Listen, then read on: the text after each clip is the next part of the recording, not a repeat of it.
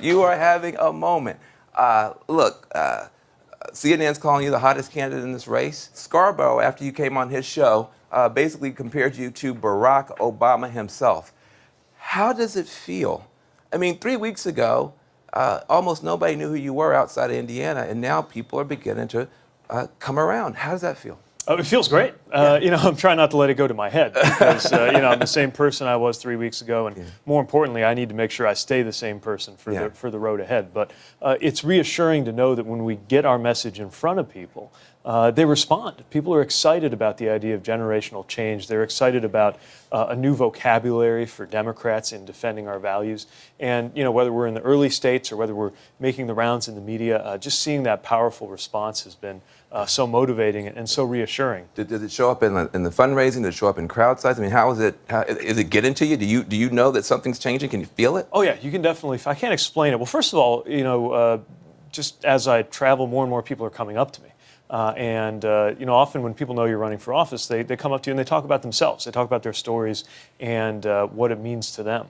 Yeah. And that's just gone through the roof. The fundraising is great. We could always use more. If anybody feels motivated to go to PeteForAmerica.com and lend a hand. Yeah. But that's been picking up. And more than anything, there's just this intangible energy that you can just feel when I walk into a room. This is a generationally different campaign in that there's so many people running and people, they have a big moment and then they just go down. Are you scared a little bit? I mean, a few weeks ago, somebody else was the flavor of the month. Are you scared that when you announce, you might then get the piñata treatment?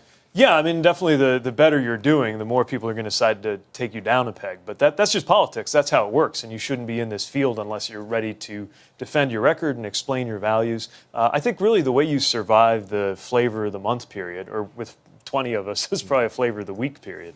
But the way you do it is through substance. You got to make sure that you're putting forward something that others aren't, or at least that you've got a fresh and different vocabulary that can reach people who maybe have tuned us out. I'm really worried, especially coming from the industrial Midwest, that our party has trouble reaching people who actually believe in our values. They just haven't heard from us in a while. And I think coming from that part of the country, as well as the generational background that I have, and the background of being a mayor, which just puts you in a different headspace, I think, than if you go to work in Washington every day. I think that just might create a way to reach people differently, even if the values are pretty consistent among all of us who are looking at this race. Well, it is interesting because you're talking about that industrial heartland, some of the people who may not feel as comfortable with the Democratic Party, yet some of our candidates, like yourself, like Beto, like Biden, they continue to almost have to apologize. Bloomberg says that all the white guys are on an apology tour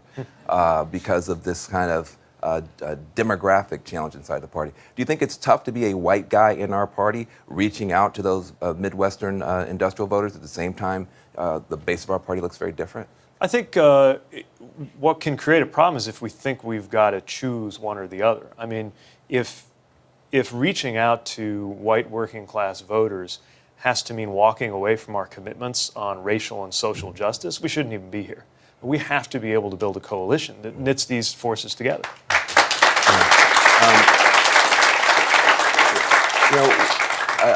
I agree, but it's just easier said than done. I mean, and it seems like the tripwire is so easy to set off. You're going to have to apologize for white privilege at some point. I mean, how are you going to handle doing what you just said needs to get done? In some ways, if you're a white candidate, you need to be thinking and talking about things like white privilege. It's I don't know that it's an apology tour. It's an honest engagement in good faith among people who have had radically different experiences but largely shared interests. We've got to figure out a way to use identity as a basis of solidarity.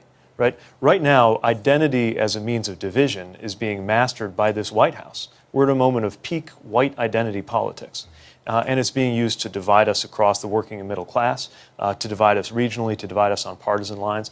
It's never going to be easier. It's always easier to use political rhetoric to make people feel small and afraid and less kind toward others. It's harder to use political rhetoric to make people feel big-hearted and secure and forward-looking. But it can be done, and that's one of the reasons to get into this in the first place. And is that why is it because of all the division that you saw that you felt like even at such a young age you need to get out there? Yeah, it's not like I grew up thinking, all right, I'm going to wait till I get to 37, then like boom, right? It's more that we're a moment that I think calls for something completely different. And I think you can tell that by the fact that there are so many of us. The fact that you got somewhere between 10 and 20 people looking at this, and no one's been able to command even a decisive plurality. I think it tells you that voters in the party and in the country are looking for something completely different. And in many ways, for that reason, I think the generational piece is an advantage.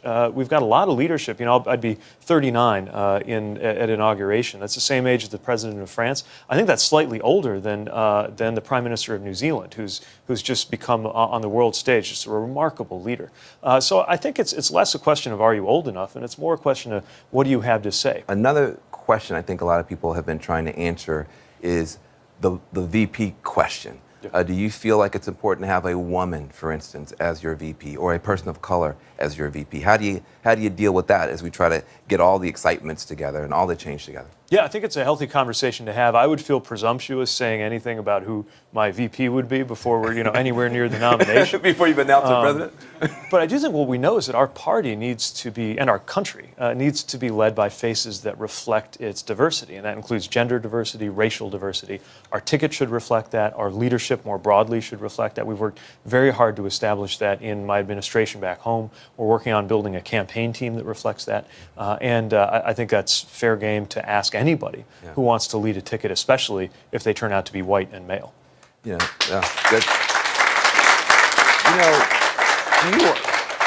We're in the situation now where I think the Democrats have always wanted to see ourselves, we are the party of inclusion, et cetera, maybe saying the Republicans are not. But now this question around anti-Jewish sentiment has hit the front pages.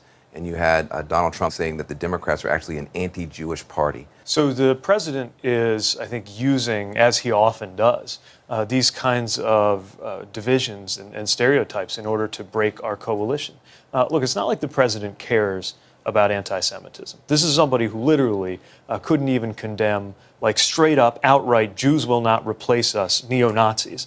Let's not take his cue on issues like anti-Semitism. But he does have a Jewish daughter, he has a Jewish son-in-law, and he's got Jewish grandkids. So I think when he speaks out about it, he does have some ground to stand on. I don't know, that sounds like I have a lot of black friends. Like, okay, but you're still making an excuse for neo-Nazis. Like, so this isn't about him. This is about us. And we need to find a way in this country to debate policies in Israel, to recognize that supporting Israel can still include being critical of the Israeli right wing. But also we absolutely have to make sure that it never slides into these anti-Semitic stereotypes, things that echo some of the worst of what we've seen. And being held accountable for that is a healthy thing. You are a small town mayor in a red state, and people voted for Trump and you in your town. What do you know about Trump voters that the rest of us don't know, that you're able to see through some of this crazy stuff and still appeal to them? Well, I think there's a sense of hostility to the system, to the economic and political system that we live in. And that part of what's motivated some of these voters is not wrong. Now, don't get me wrong. I'm not making any excuse for some of the explicit appeals to racism that were made and in some cases worked. But at the same time, we've also got to recognize that if he's saying the system's rigged, and the way he's saying it is twisted, not really true, but there's a kernel of truth in there, and we look like we're the ones saying, oh no, the system is perfectly fine, then we got a problem. And Democrats are already, I think, experiencing this temptation to say, first, this is chaos, the White House is chaotic, we can't go on like this, it's tearing us apart. That part's true. But then second part that is tempting is to say, therefore, let's go back. Let's go back to normal. The problem is normal wasn't working for a lot of people over decades when Republican and Democratic presidents have let us down. And Democrats can't take it back to the 90s any more than conservatives can take it back to the 50s. Wow, that's amazing.